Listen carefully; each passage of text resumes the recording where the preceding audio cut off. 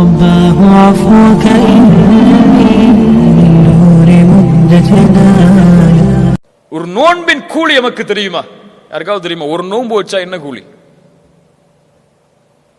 ஒரு நாள் நோன்பு வச்சா என்ன கூலி? சஹீஹான ஹதீஸ் இமாம் புகாரி ரஹிமஹுல்லாஹ் பதிவு செய்கிறார்கள். ஒரு நோன்புக்குரிய கூலி என்ன? மன் ஸாம யௌமன் ஃபீ ஸபீலில்லாஹ் பஅதல்லாஹு வஜ்ஹஹு அனின் நாரி 70 கரீஃபா. அல்லாஹு அக்பர். நோன்பின் கண்ணியத்தை உணருங்கள். நோன்பை அடைவதற்கு முன்னால் யார் அல்லாஹுடைய பாதையில் ஒரு நாள் நோன்பு வைக்கிறாரோ அவருடைய முகத்தை அல்லாஹ் 70 ஆண்டுகள் நரகத்திலிருந்து தூரமாக்குகிறான். எப்படிப்பட்ட மாதம்! 30 நாட்கள் அல்லது 29 நாட்கள் முழுவதும் இந்த நன்மையை சுமந்த மாதம். மன் ஸாம ரமதான ஈமானன் வஹ்திஸாபன் குஃபிர லஹு மா தகத்தம மின் தம்பிஹ். யார் ரமதானுடைய மாதத்தில் ஈமானோடும் நன்மை எதிர்பார்த்தும் நோன்பை வைக்கிறாரோ அவர் முன் செய்த பாவங்களை அல்லாஹ் மன்னிக்கிறான். சுப்ஹானல்லாஹ். கண்ணியத்துக்குரியவர்களே, அல்லாஹ்வுடைய தூதர் ஸல்லல்லாஹு அலைஹி வஸல்லம் சொன்னார்கள், இந்த ரமதானுடைய மாதம் துவங்கினால் அழைக்கப்படும் யா பாகியல் கைரி அக்பில் வ யா பாகிய ஷர்ரி அக்ஸிர். நன்மையில் விரைபவரே முன்னேறு, தீமையை செய்பவரே குறைத்துக்கொள். இது அதற்குரிய மாதம் அல்ல. குறைத்துக்கொள். வலில்லாஹி உத்தகாஉ மினன் நார். நல்ல கவனிங்க. வலில்லாஹி உத்தகாஉ மினன் நார் வதாலிக ஃபீ குல்லி லைலா. அல்லாஹு அக்பர்.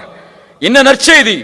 இந்த ரமதானுடைய மாதத்தில் ஒவ்வொரு இரவும் நரகத்திலிருந்து அல்லாஹ் மனிதர்களை விடுதலை செய்கிறான். எந்த இரவெல்லாம்? கடைசி 10 இரவு மட்டுமல்ல, 23, 25, 27, 29 ஒற்றைப்படை இரவுகள் மட்டுமல்ல, ரமதானுடைய ஒவ்வொரு இரவிலும் நரகத்திலிருந்து அல்லாஹ் மனிதர்களை விடுதலை செய்கிறான்.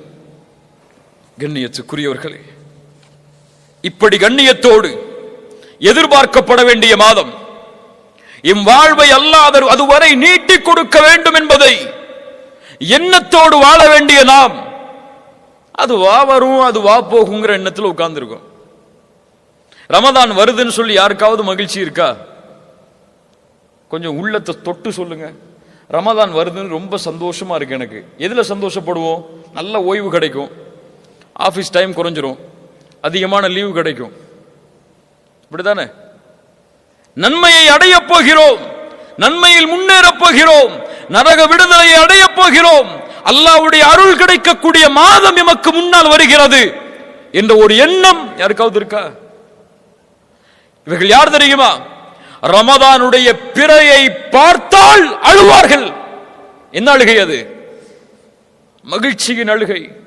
ஆஹா, இப்படி ஒரு மாதம் வந்துவிட்டதே என்ற ஒரு கண்ணீர் அவர்களுடைய கண்களில் பீரிட்டு ஓடும்.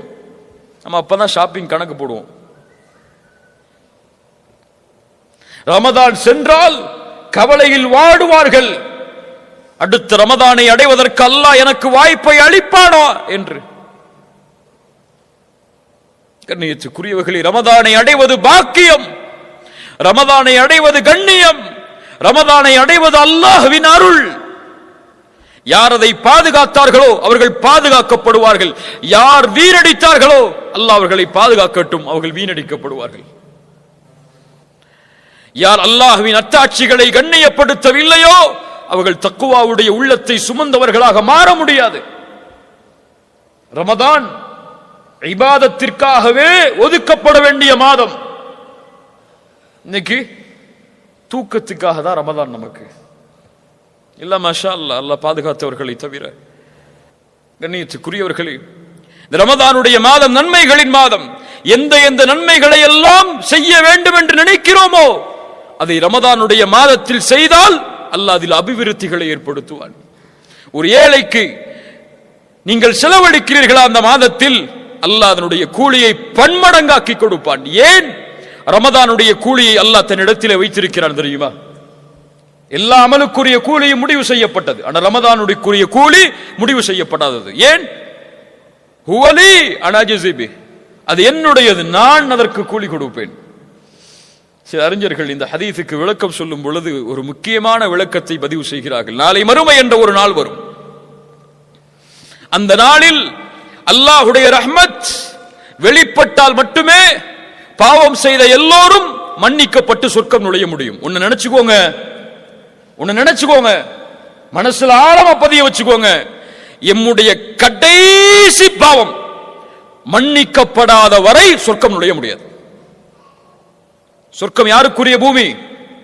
சுத்தமானவர்கள் வாழக்கூடிய பூமி. அந்த பூமியில் கடுகளவு, ரொம்ப கடுகளவு பாவம் உள்ளவன் கூட நுழைய முடியாது. அந்த பாவமும் மன்னிக்கப்பட்டால் தான் சொர்க்கம். அதுல என்ன சொர்க்கம் கிடையாது.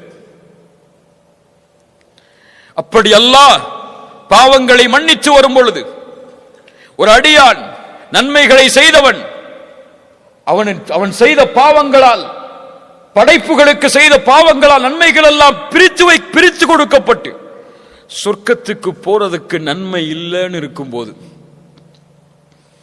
அல்லாஹ் ரப்புல் ஆலமீன் அவனுடைய அருளை வெளிப்படுத்த நாடினால் இந்த ரமதானுடைய கூலியில் வெளிப்படுத்துவான். எவ்வளவு நாடுறானோ அவ்வளவு கொடுப்பான். ஆனா அல்லாஹ் எவ்வளவு நாடுகிறானோ அவ்வளவு கூலியை அவனுக்கு கொடுப்பான். அல்லாஹ்வுடைய ரஹ்மத் எனக்கு வேணும்னு நம்பிக்கை இருந்தால் இந்த ரமதான் இது எம்மை இன்ஷா அல்லாஹ் சொர்க்கத்திலே நாம் நுழைவதற்கு ஒரு காரணமாக அமைத்து தரும்.